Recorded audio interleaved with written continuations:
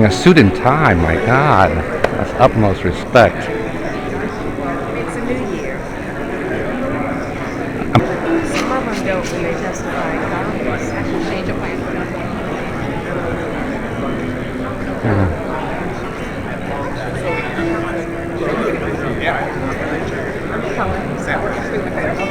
Sam, everybody's noticing you're showing great respect for Howard being a suit and tie. We're joking. They either wear a suit and tie to speak to Howard University or testify in Congress. And also all day at DC meetings where they expect a suit and tie, unfortunately. Otherwise, I would happily be in a t-shirt and jeans. And why? I mean, I think you're the largest and most highest Silicon Valley person to ever speak at Howard University in its Really? history. Yeah. Oh, yeah. Well, I'm very happy to be here. That's awesome. That's great. And I actually wanted to come on my last visit, but then the scheduling didn't work out. Guys, I got to take him. We got to get Mike. okay. But yeah, I was supposed to be here earlier. Okay. All right. Thank you. Thanks a lot. We were just saying that this is the only time in Silicon Valley people ever wear suit and ties when they speak to Howard or testify in Congress. Oh my goodness. And is he the highest level Silicon Valley CEO you've ever had to speak at Howard? We can talk a little later. We have to get Mike. Okay. Thank you so much. Thank you. Industry leaders such as yourself and some of your colleagues, what role should leaders play in making sure that we have responsible practices? The way that I like to talk about this is to say that artificial intelligence can be the greatest technological revolution, the greatest new tool, the greatest engine for economic growth the world has had, but it's a can, not a will. The technology clearly is amazing, but to get deployed well, it will take the partnership and integration with all of society and making sure that this is done in an equitable way that lifts everybody up. And the technology actually lends itself, I think, quite well to that, but we can't do it on our own. And so figuring out, one of the reasons that we love to come talk to people outside of Silicon Valley and do trips around the world and visit universities and talk to people from very different backgrounds, different industries, very different goals for what they'd like AI to do, is ChatGPT is now a very widely used product. It's got to serve a lot of people, and it's got to do that in an inclusive way, a fair way, and in a way that sort of brings the best of this technology to everyone. There are a lot of very difficult questions. When we had the first GPTs trained, this is back in the GPT 1 and 2 days, we looked at that and we said, well, we can train this great thing, but you train something on the internet, you get a very biased system. What's it going to take to address that, to remedy that? And at the time we had some ideas. One of them, called reinforcement learning from human feedback, worked way better than we thought it was going to I won't say de-bias a system, because I kind of believe no two people ever agree that any one system can be de-biased, but to give us tools to significantly impact the behavior of a system. And if you look at how GPT-4 does on any bias test you'd like to throw at it versus earlier versions, we've clearly made a lot of progress. But now we're at the even harder question, which is who decides what the behavior of these systems should be? What does that process look like? How do you get democratic input from the whole world for a system that's going to impact the whole world? How do you make sure that marginalized voices that don't always get heard are heard loudly? And not only like what is the default behavior of the system, but how much is someone allowed to push it here? How do you make sure that users giving the input about their own value preferences are taken into account, this broader picture of the world? And for that, we need a lot of collaboration. We're launching some new stuff next week about democratic inputs, but we're very excited that the technology allows this, and now we get to face the harder societal problem of making sure it happens. Well, thank you. I'm going to pass it over to my colleague. Lots of students were smiling and reacting. We are at a university, and we are at Howard University. We have incredible talent here. What advice do you have for our students who may want to get in to the industry, may work for OpenAI, work for other companies? What is it that they can do to kind of prepare? Just before this, I got to record the HU2U podcast, a little segment for it, and I'll say the thing I said there because I was really happy with the answer. I think this is probably the greatest time, at least since the internet, to be graduating, to be a young person. If you're interested in entering the technology industry, this is a very special opportunity that probably won't come along again for a while. You all got very, very lucky.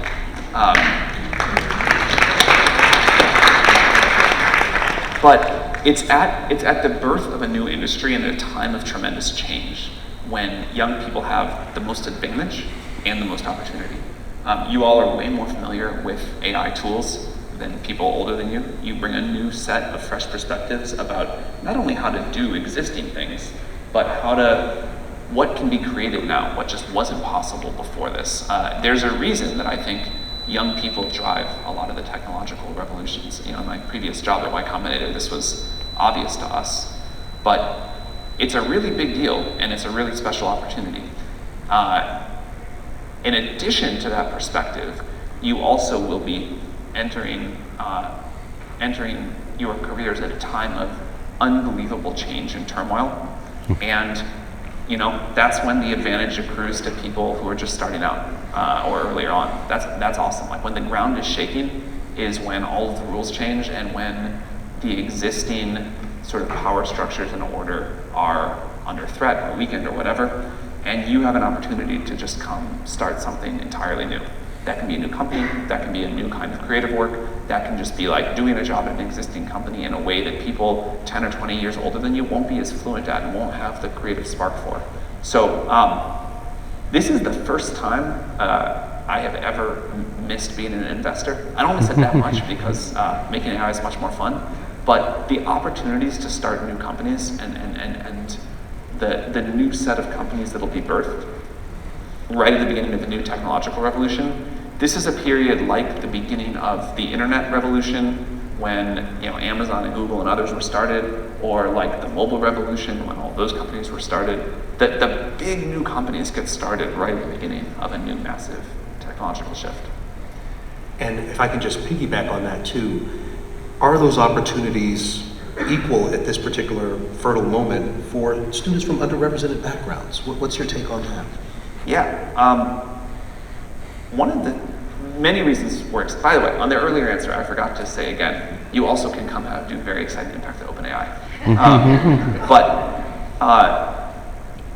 One of the things that's been exciting to us about this particular revolution is the degree to which underrepresented communities have embraced it, are leading the charge with the new tools, are building new products and services with the new tools. And we're very optimistic from what we're seeing so far that this will be a much more representative new step. Dr. Sutherland? Lives 2 years later, I think they would have said, of course not, that's a Hollywood thing. And this is a significant change the world has just gone through. I think this is certainly this is the most significant change to how we use computers since the touchscreens on mobile phones. But I think it'll probably be much, much bigger than that. You'll be able to just tell a computer, like you would tell a friend or an employee, how you need this thing to happen, or what do you think about this, or can you help me out with this, or how do you think about this? And it'll just do it for increasingly complex definitions of it. Right now it can maybe write some code for you, edit a paper for you, help you analyze things.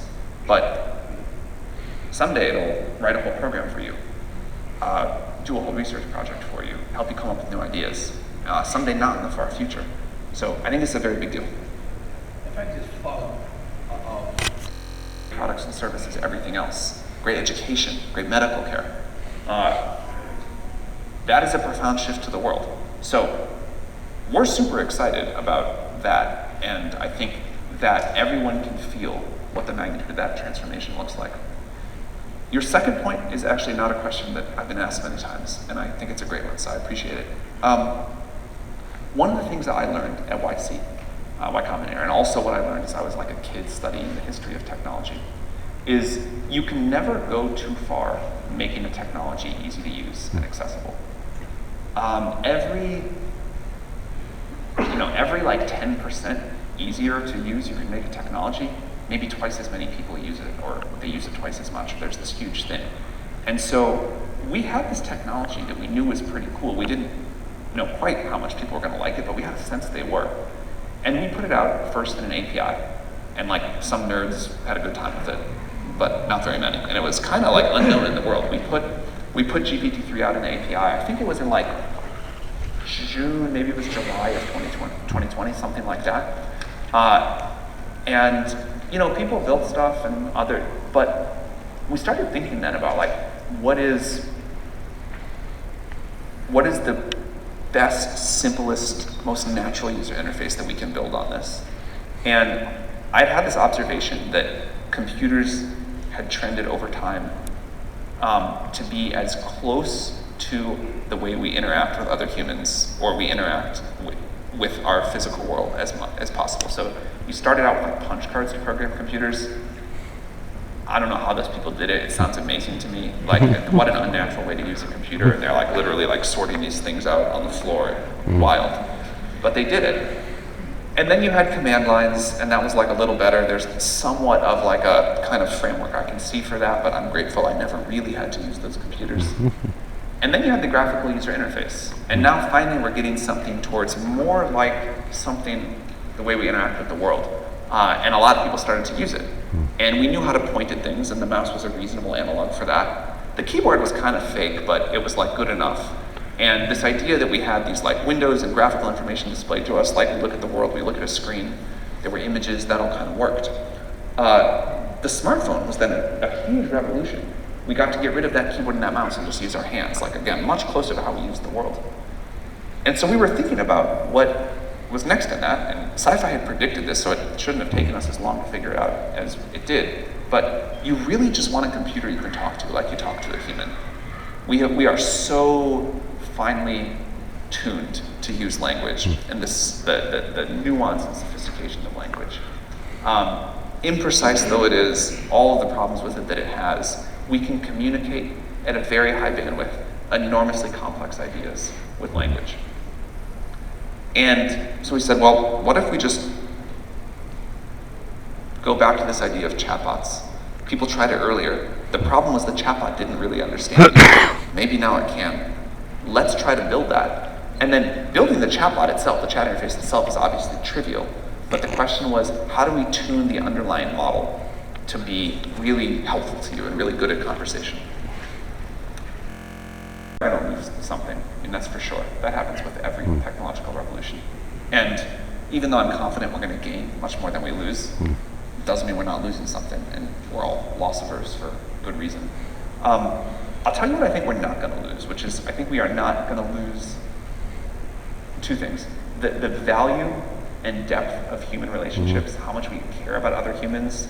I think people get excited to talk to AI friends for a while, and that'll be part of the future for sure.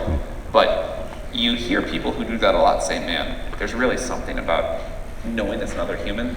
And this is like deeply biologically wired in us, and I don't think going anywhere.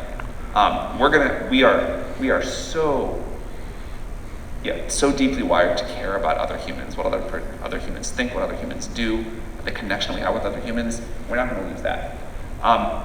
We're also not going to lose our creative spark, our desire to be useful to each other, our desire to be fulfilled. The jobs of the future will look quite different than the jobs of today. I think of that we can be sure. But there will be jobs. We will find new things to do.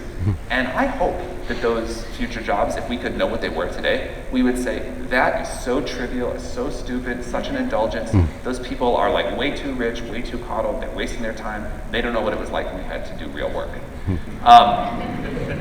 I hope that happens. Like, that is the way that I think human progress should go. But you know, we never stop creating, we never stop working, we never stop providing value to each other. We never stop our silly status games. On the questions of bias in algorithms, yeah, there exists bias at every level, at the algorithms, at the data sets, at the way we set the spec for the way these models should behave, the way that people create these labels for them. And I think we can measure that, we can evaluate it, and we can talk about those results as they go, and it needs to get better every time. But as these models become more sophisticated and more integrated throughout all of society, the bias will become more nuanced and more important, and it'll take great attention to keep it in check.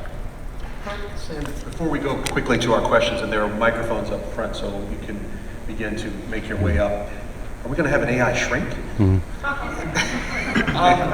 What we'll have for sure is a, wow. But we'll try to get in what we can. Let me skip that question. Let's we go to this. Let's go straight to the question. If you could quickly identify yourself as you give your question. Okay. Hello, I'm Camila Armas. I'm a freshman political science major from Raleigh, North Carolina, and I'm a part of the inaugural cohort of the Humanities and Social Sciences Scholars Program. My question is, with the recent boom of AI technology, many privacy concerns have been raised regarding the fact that much of the data that fuels this technology comes from sources who did not give consent to be used in these programs and who are not credited when used by the programs. Were you aware of these concerns during the creation of OpenAI and ChatGPT, and are there any measures being taken currently to address these privacy concerns? Thank you. Sorry, follow up. I can talk about either, but in the interest of time. It's more helpful if I focus on the privacy concerns or the intellectual property concerns. Let's say intellectual property concerns. Okay. So, these models are learning from what they train on, but they're not memorizing it. And also, we think it's very important as like a principle of intellectual property that we shouldn't regurgitate content to the greatest degree that we can. It'll be hard to be perfect at this because there could be like a Wall Street Journal article that's replicated somewhere else on the internet and not cited as a Wall Street Journal article. And again, even though these models are trying to learn, they can inadvertently memorize pieces in some cases. So what we want to do is build technology to make sure that when these models are giving you output, they're not infringing on intellectual property rights, and also that we find ways to compensate IP holders with new revenue streams. We've started doing licensing deals with a lot of news organizations, for example, or a lot of scientific publishers. And I think everyone's excited about the new revenue stream that this can present. Thank you. Thank you. The students can use, but how are we? Because I understand we have to be on the back end of the actual mathematical piece of it to drop these biased columns, right? You don't know that if we're not in the background, right? So how can we feed those people into their industry? Because this is something that's just now popping up and we're always behind.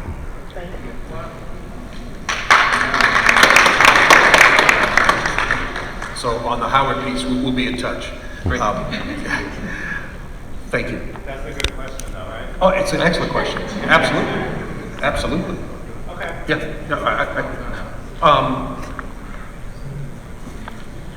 Yeah, just as an engineering student They're sifting through that pre-training data at the beginning, and then there's the post-training step that we call reinforcement learning from human feedback, where we take the base model and get it to behave in a certain way. And that requires both deciding how it should behave, and then getting people to sort of say, this is a good response, this is not a good response, or this, this fits the specification, this doesn't. And having diverse representation at all of those steps is very important. And also figuring out and agreeing as a society on what the behavior should be. I know I've mentioned this a few times, but it's such a big challenge. Getting that right requires such a diverse input of voices to do it. I think that'll be critical to the field going forward. Okay, thank you. People will say like, okay, for what I want to call AGI, this is a version that did an early version by the end of this decade. That'd be my guess, but could be much longer. Thank you. I have that chain, I'm going to assume it's not real. So that could happen. The other thing that could happen is that we have enough rules in place on the powerful AI systems that exist that there's a watermarking process that everybody kind of enforces. But with either of those paths, there will be a huge amount of generated content on the internet, and I think society is just very quickly going to evolve to understand not to take it too seriously. Before we take another question, I want to make sure you're okay taking a couple more questions. Okay? So 15 years from now, we're going to see young people trust AI more than they trust any other thing, right? The tough part is in places like Florida, we know that certain books and even history from a black lens is being removed.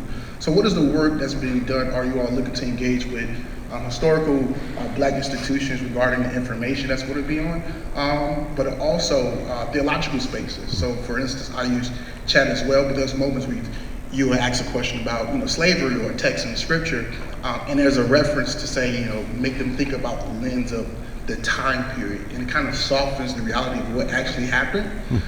So my question is, if we're removing actual history from other places, and young people in 15, 20 years from now are going to trust ChatGPT how do we trust that your company is going to do the work to engage with those historical black institutions to make sure 15, 20 years from now that accurate information is on OpenAI? I'd love to talk to you more about that.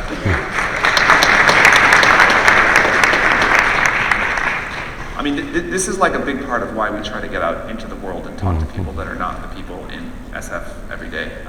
We have got to figure out a way that what gets encoded into these models, not just the knowledge, but the culture and the context and how things get explained, brings this diverse perspective of the whole world into it. So if there's areas we're missing the mark there now, we'd love to like talk about those, but more than that, we'd love the input on the principles going forward and how to set up a reliable process to make this work. One of my like sayings to people is better every rep. Like I believe that contact with reality and putting this out and getting hundreds of millions of people to use it and tell us what's good and what's bad, what works and what doesn't is the only way to make it better. So we make the thing as good as we know how to do, with as much input as we have at the time, and as much kind of compute and data resources we have at the time. We build something, we put it out, people make a comment like that, we go think like, all right, we gotta figure out how to get better at this. That's how we do it. Before the provost is giving us the signal, I want to take you up on your offer. People have to get out of SF. We've got a lot more questions. We could continue this conversation all day. We'd like to invite you back at a future point to continue the conversation with Howard.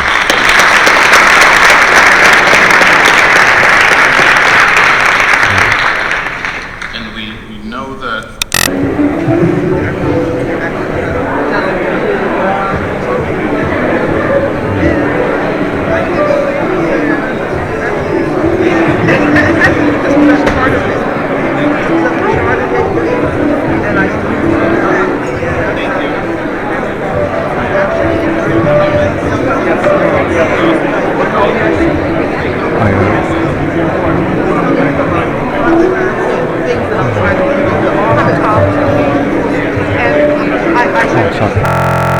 with my R code. What's your name? We got to get on.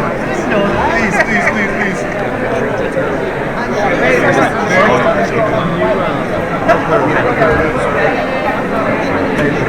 That's great. Okay. All right. Thanks, Officer. All right, Donald.